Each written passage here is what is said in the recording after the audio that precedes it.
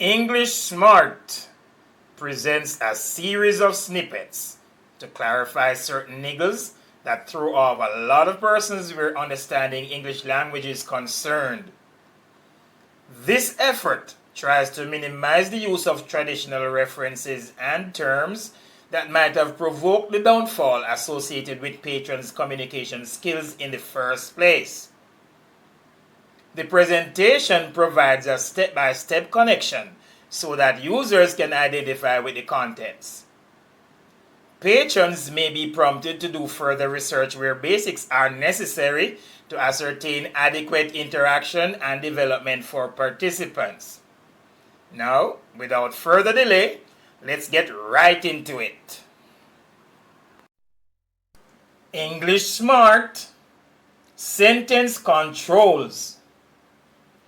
A sentence contains certain measures of control that need to be observed if a thorough understanding of it is to be maintained. Those measures are the subject, the verb, and the predicate. The subject controls the verb, while the verb controls the predicate.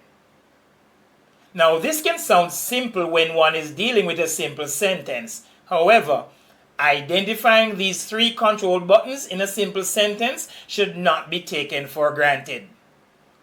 Let's review an example of a simple sentence. Example 1. The criminal sought assistance from the lawyer. In this case, the criminal is the subject, which controls the verb sought, which controls the predicate or object assistance from the lawyer. It may seem simplistic from the standpoint of this example, but can appear to be more complicated if one or more of the three measures of control have frills or extensions attached. Let's review a modification of this basic sentence. Example 2.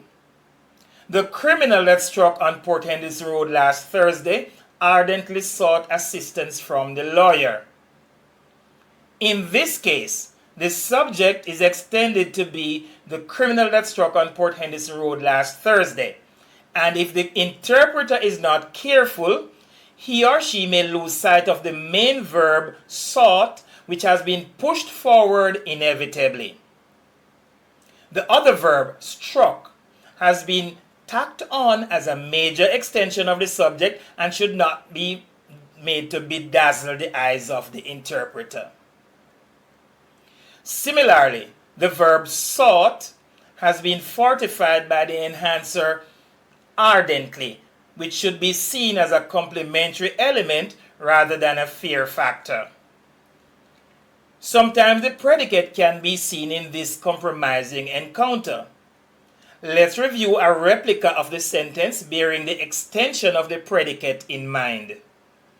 Example 3. The criminal sought assistance from the lawyer whose office opened on 5th Street. Right there, assistance from the lawyer whose office opened on 5th Street is the predicate and an extended one at that. The often combination of extensions from one or more of these control buttons in a sentence is a deterrent for many users of English, and by the time reading is over for some victims, misunderstanding has already taken root. Start by understanding these modifications in a simple sentence so that these same applications can be clarified when encountering them in other types of sentences.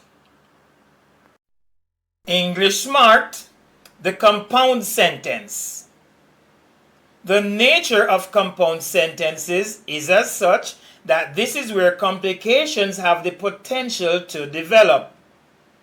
In layman's terms, a compound sentence can simply be regarded as multiple simple sentences combined and separated by conjunctions such as and, but, because, etc.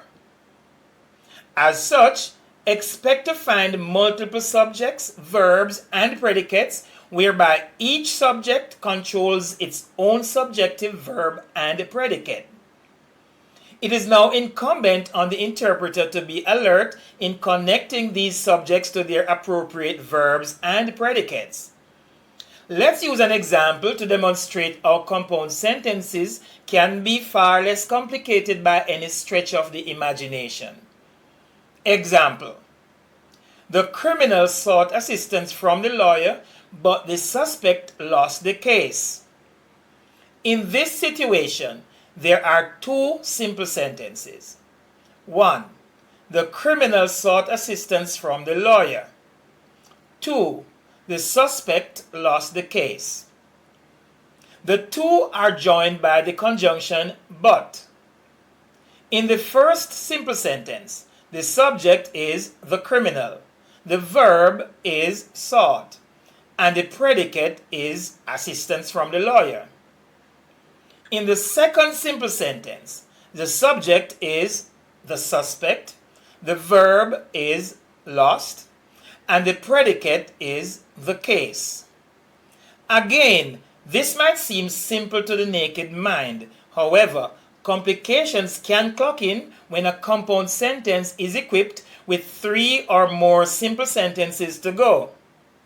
Further to this awareness, users need to keep the clear vision of which subject is controlling which verb, so that in cases where a reader is called to write a summary or précis, for instance, it will be definitive what part of the information should be discarded and what part must be awarded. Make sure to grasp the difference between simple and compound sentences before checking out complex sentences. EnglishZmart, the complex sentence. A complex sentence can be understood by using an analogy.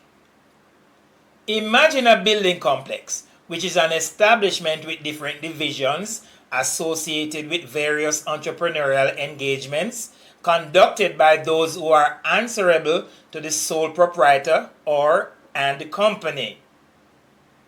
Relate this arrangement to the complex sentence, and one is made to envisage one or possibly more main subjects that might be attached directly or indirectly to many verbs and predicates. Right there, we might have a full house, and a visitor might have to be more than meticulous in identifying who or what is attached to whom, what, and where. In carrying on the above analogy, the owner of a building complex might need to put up a billboard at the gate to identify the various offices, or he might have many queries to address from those who seek to make sense of the establishment for business purposes. Similarly, a reader will need to address the issue of how and where the subject spreads its tentacles to affect which verbs and predicates in making sense of a complex sentence. Let's use an example to elucidate this explanation. Example: the criminal who sought assistance from the lawyer lost the case due to the fact that his story was inconsistent. Here, the criminal who sought assistance from the lawyer is indeed the subject that is attached to the verb lost, and there is another sentence, his story was inconsistent, which is interconnected with the main reference. A subject means what or whom the matter is about, and his story is pertinent to the main subject, the criminal. Of course, his story controls the verb was, which controls the the minor predicate, inconsistent, in such peripheral pinup. Hence, in a complex sentence, the idea is to identify the main subject and all its other offshoots that have the tendency to entangle the subject and the actions and objects involved in the connectivity engagements. If after absorbing this information there are still things that are bugging, the comment section is made available to welcome feedbacks.